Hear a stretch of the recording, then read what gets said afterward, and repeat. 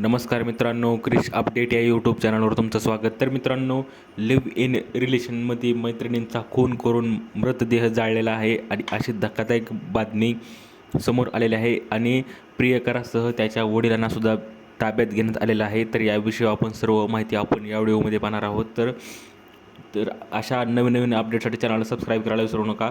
तुम्ही जर नवीन असाल तर आपण बातमी पाहूया की बातमी जी आहे ती अहिल्यानगर श्रीगोंदा येथील आहे आणि लिव्ह इन रिलेशनशिपमध्ये राहणाऱ्या एका प्रियकराने चारित्र्याच्या संशयावरून 17 वर्षीय प्रेयसीच्या डोक्यात लोखंडी रॉड व फरशी घालून खून केला आहे. नंतर मृतदेह जंगलात नेऊन जाळला.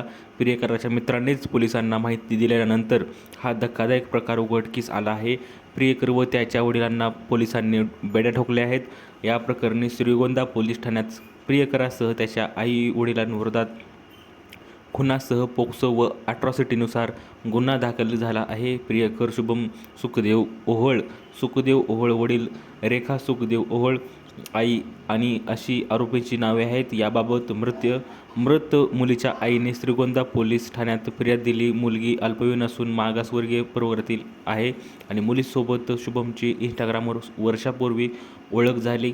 3 महिन्यांपासून ती व शुभम श्रीगोंद्यात काळकाई चौकात राहत होते. तो तिच्यावर संशय घेत होता. त्यातून तिला अनेकदा मारहाणही केल्याचे पोलिसांनी सांगितले. दरम्यान सोमवारी दुपारी त्याच्या भांडण झाले आणि त्यावेळी शुभमने मैत्रिणीच्या डोक्यात लोखंडी रॉडचा दहावा घातला व फरशीने ठेचून तिला खून केला. त्यानंतर अहिल्यानगर येथील मित्रास हा प्रकार सांगितला. अहिल्यानगरजवळ केडगाव हे राहणाऱ्या आईवडिलांकडे जाऊन त्याने ह्या घटनेची माहिती दिली. तर अशी ही माहिती आहे मित्रांनो. आणि आपण पाहूया की पुरावा नष्ट करण्यासाठी जंगलात नेला मृतदेह. तर जे मंगळवारी रात्री शुभम व त्याचे वडील सुखदेव ओहोळ यांनी खुनाचा पुरावा नष्ट करण्यासाठी वडाळी रोडवरील जंगलाची जागा निवडली व कोणाला शंका येऊ नये म्हणून मध्यरात्रीनंतर मृतदेह गादीत गुंडाळला व ती गादी घेऊन दोघेही मोटरसायकलवरून जंगलात नेला. मृतदेहावर 3 लिटर पेट्रोल टाकून जाळण्याचा प्रयत्न केला.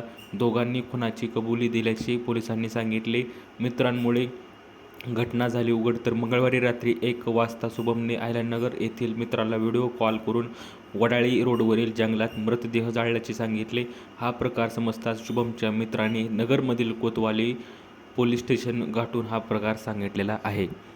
तर त्यानंतर पोलीस पथकाने तातडीने आरोपीच्या काळवाई चौकातील खराबोती सापळा रचून शुभम व त्याचे वडील सुखदेव ओहोळ यांना ताब्यात घेऊन चौकशीनंतर अटक करण्यात आलेली आहे. तर मित्रांनो, अशी ही अपडेट आहे श्रीगोंद्यातील अहिल्यानगर जिल्ह्यातील. तर दिलेली माहिती समजली असेल व्हिडिओला लाईक करा, जास्तीत जास्त शेअर करा, चॅनलला सबस्क्राईब करायला विसरू नका. तर भेटूया पुढच्या व्हिडिओमध्ये अशीच एक अपडेट घेऊन. तोपर्यंत धन्यवाद.